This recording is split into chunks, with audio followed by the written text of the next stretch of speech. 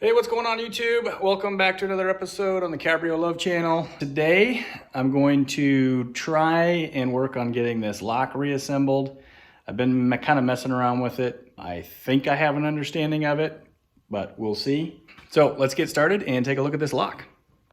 Here we have the lock pretty much taken apart. I don't have the barrel taken out of it. This piece here I just set in place. And what I'm learning here is at one point I did have this piece in place and I had this pointing in that direction, which I do not think is correct. I put this all together one time already like that, tried to put it on the car, couldn't get the key to turn all the way, set off the alarm, and had to mess around with that for a little while. But I think it goes in like that. And then it actually matches up with that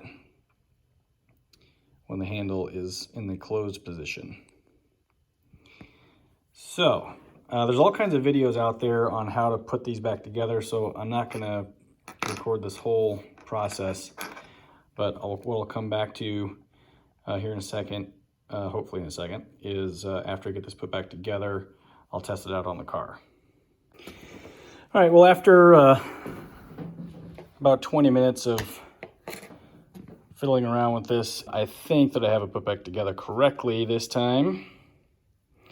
So, and the reason I say I think is because before, this piece here would only turn about 1/8 when I had this little piece here on this side.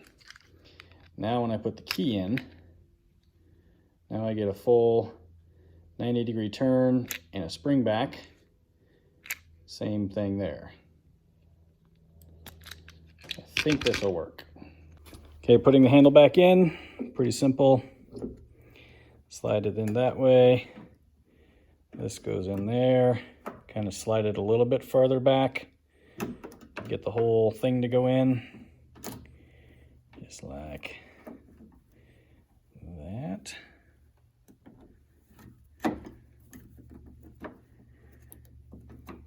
There. And then pull it forward or pull it backwards. Okay, so that's in. And you can verify that it's in place. Okay, put the window up. Now we can see in there.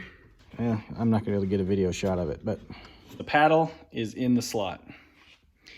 And that's what actually makes everything go up and down and unlock the car. So first we'll test the door handle.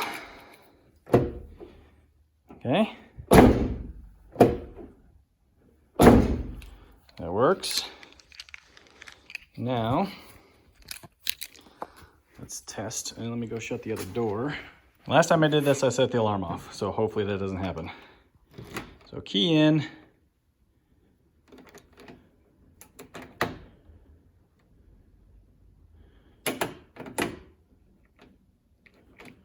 Nothing.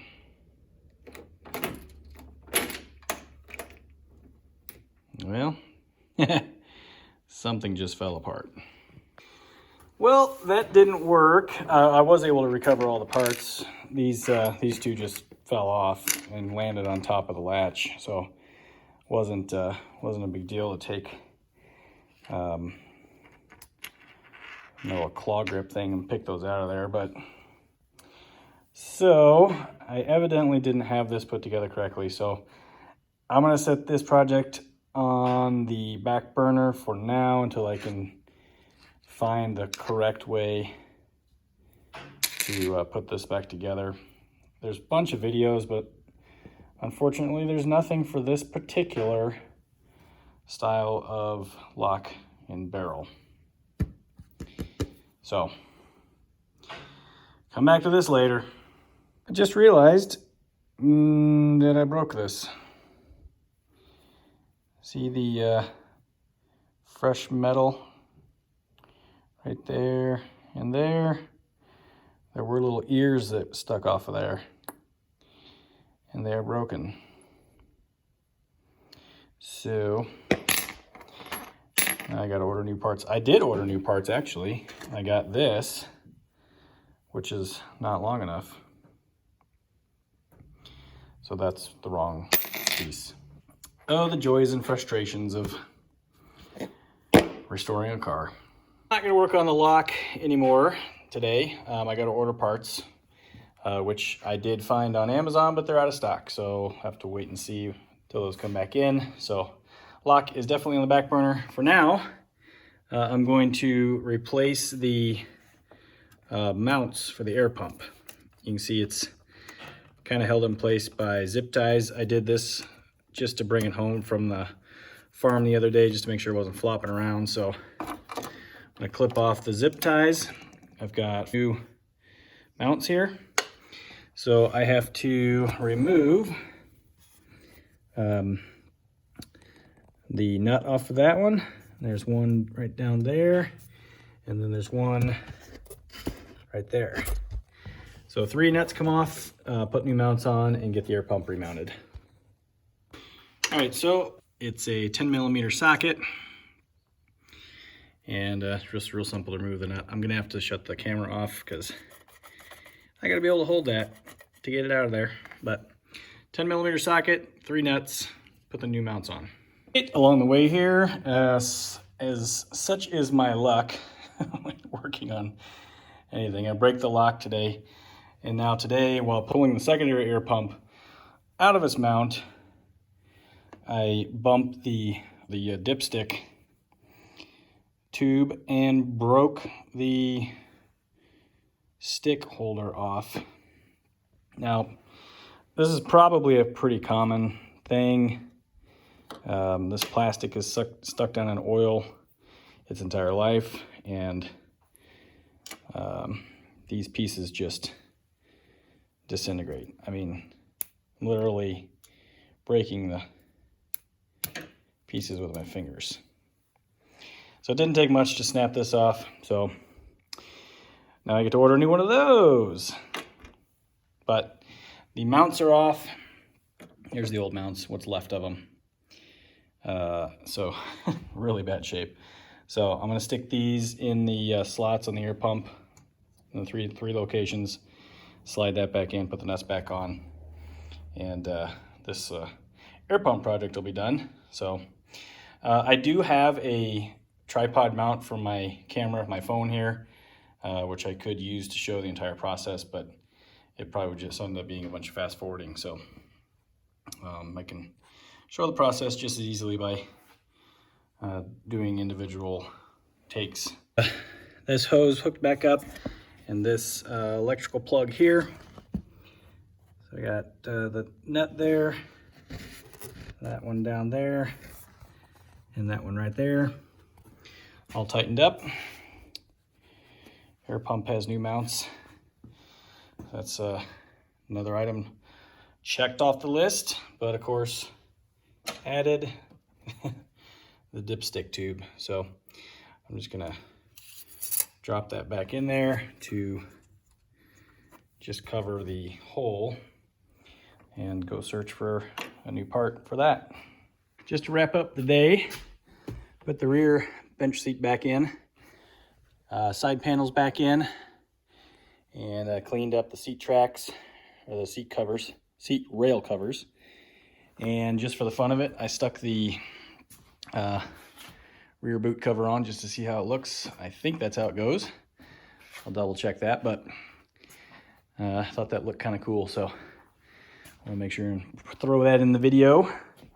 I'm kind of working my way interior back to the front. So next, the seats will go back in after I clean up the carpets. And then I got to do the latch for the glove box. The trim for the steering column was broken, so I got to buy that and get that replaced. I'll come back to the door when those parts arrive. And the interior will basically be done. I do have to get new mounts for the visors. Those are broken, gone. And then we'll be on to either engine tuning, which I may not do that right away. I might go ahead and close the hood for a little bit and start working on the rust spots. I do have to set the camera back to neutral on that. So still plenty of work to do, but happy with today's work day other than breaking that lock and having to order more parts and the dipstick tube.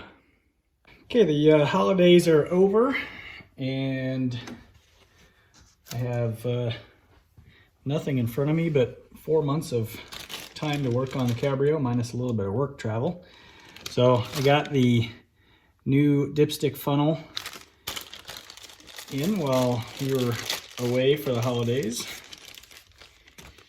So this is this is an actual exact replacement OEM part to replace that funnel. So I'm going to pull the dipstick out.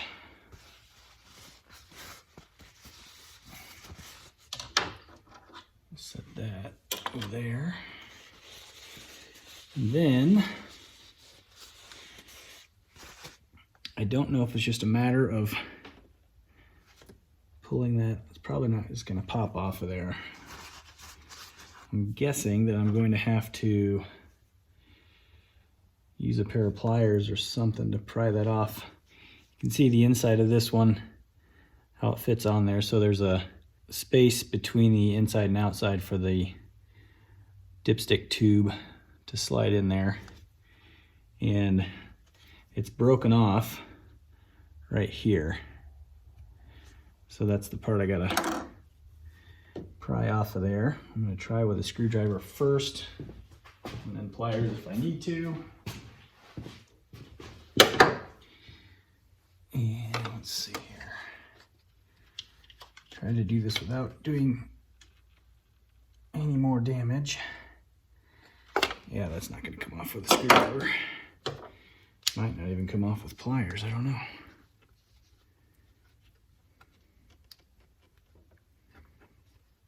I think it's just a compression fit. Oh, well, grip on my pliers is falling off.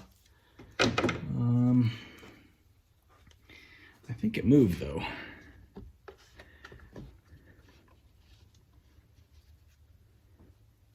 I mean, I can't tell if I'm twisting the tube or just the plastic piece. I'm looking inside here to see if there's, doesn't look like there's any sort of clip that holds that thing on. Right, the tube is not turning. So there's a mark on there. I can see it's not turning, so.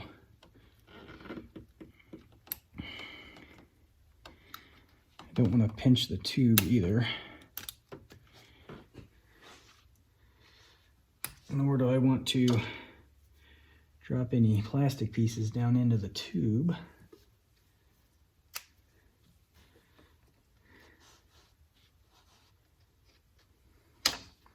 Can't get much of a grip with my left hand. I kind of jacked up my elbow the other day.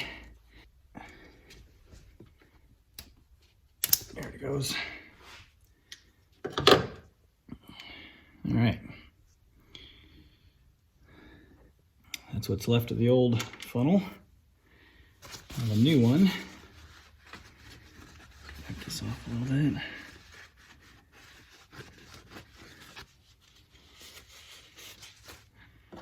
New one should just slide right down on there.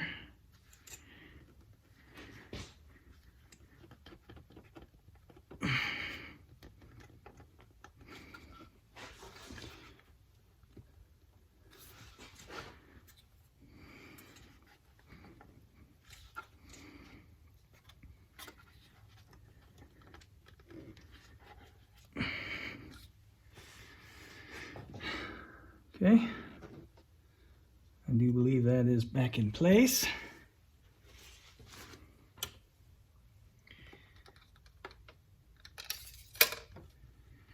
Okay.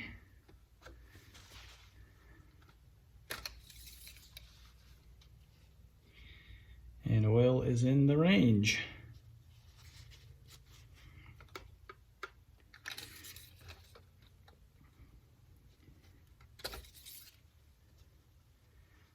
All right, just barely, might be a little bit low, but that's where it was when I took it out before.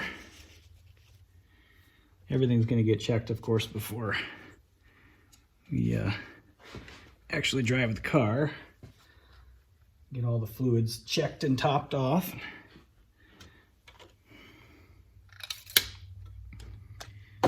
Okay. Fairly easy peasy. Do just a couple more projects here before I close this video out. Today I'm going to remove the glove box. I have to get the rest of the latch out of here, and I don't know for sure, but I think there's probably a screw or something on the back side that's holding this in. So I got to take out, I've already got that screw out. There's another one up under there somewhere.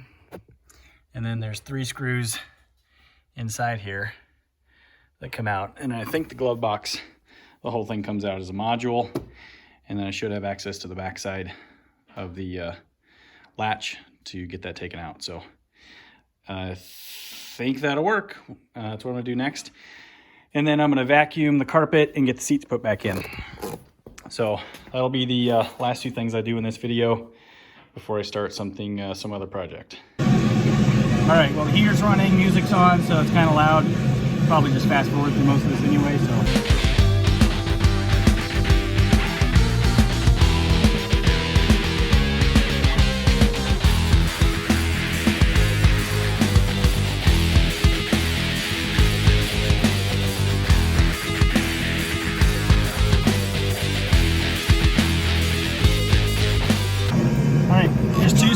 One in here, one in here.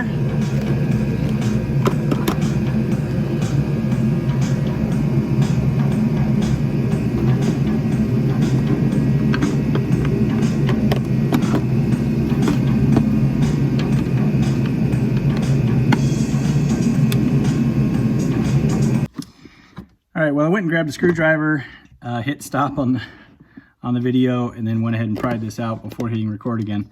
But all I did was, see, it goes in like that. And all I did was take a screwdriver and lift it up on the pivot rod, and it just snapped right out. So nothing broke, so it should be just a matter of sliding a new one back in. Over here. So this part isn't broken. The part that's broken is the actual latch, which is here, and really the only thing broken on this is one of the ears that the rod goes through. So that snapped off at some point a while ago. So my options are to just buy an all new, an all new latch assembly, which will look like this, or I can buy the latch assembly without a lock and take this lock out. This lock just comes out by prying these 2 tabs right there. I think I'll probably get one without a lock and put this lock in. That way the keys match. But yeah, it should be fairly simple to put back together once I get the parts. I just had to take this out so I knew exactly what to get because I wasn't sure what was on the back side of this. Because this has been out for quite a while. And then I saw pictures of the new one that had this assembly, this complete assembly. So that's why I had to take the glove box out, figure out exactly what I needed. So don't need a new pivot rod, don't need a new spring. I'm sure the new one will come with it, but all I really need is this piece, not even the lock, but finding just this piece has been difficult. But it's only about 30 bucks for the whole assembly, so Not too bad. I'll get to doing some shopping. Time for seats. All right, putting the seat back in is a simple matter of reversing the process of taking it out. This gross paper clip out of here. And of course I missed. That's why I didn't play basketball. So I'm gonna set the seat in here, get everything plugged back in, and then get it in place to where the front slider goes through this slot here, get the rear sliders back in the tracks, and then put this bolt and acorn nut back in place. Seats were dirty. I've been cutting wood for the boat project. Had sawdust all over them. And then I think my neighbor came over and used my table saw while I was gone on Christmas vacation. Just sawdust is not gonna hurt anything. All right. Let's see, can I show this? Not really much light here, but there are 4 plugs that have to go back in here. And there's enough slack to where I can plug these in and then get the seat positioned. Let's see here. This one goes right there.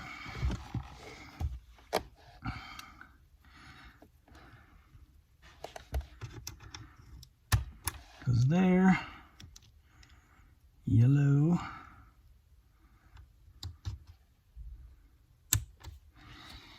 And then the last one.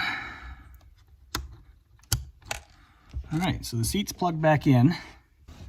All right. Ow, ow. Knee on a cord. That did not feel good. All right. So the seat has to be squared up a little better. It's still not back far enough. There.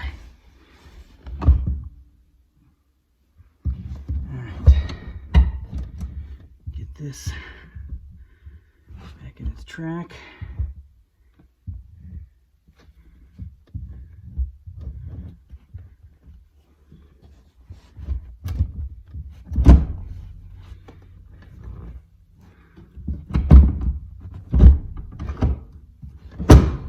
Just like that.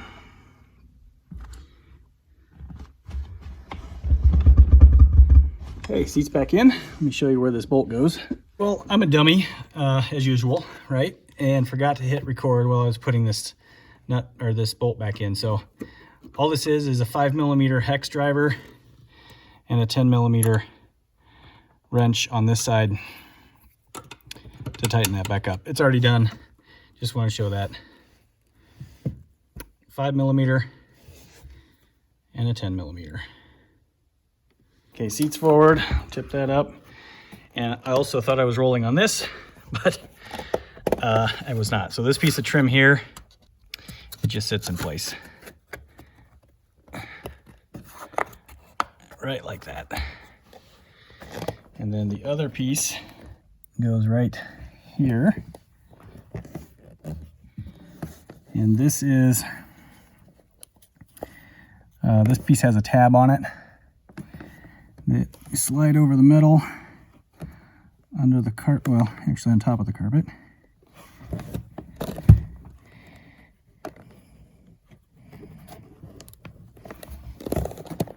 Just like that. Okay, so passenger seat reinstalled. The stitching job that we did turned out really nice. We're gonna put seat covers on the seats. I was gonna replace these, but that was really just because the passenger airbag had deployed. I thought the seat was trash. The cushioning is still in great shape. So I disabled the airbag on this side. There's still an airbag down here, and there's still the airbag here. So there's still protection in the car, just no airbag in the seat. So put some seat covers on this and it'll look pretty much like new. All right, so I'm gonna get the seat, the driver's seat, and get it put back in after I clean up all that area. No need to record that. It's the exact same thing as this side, just opposite. So come back in a second with seats installed.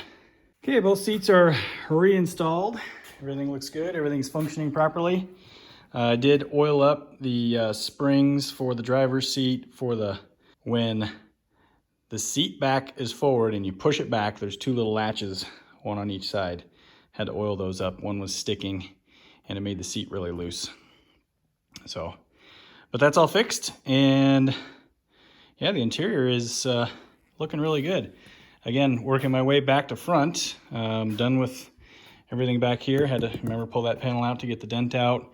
Working up the middle here, and next is finish up the glove box, and then I've got the steering column covers that I still need to order.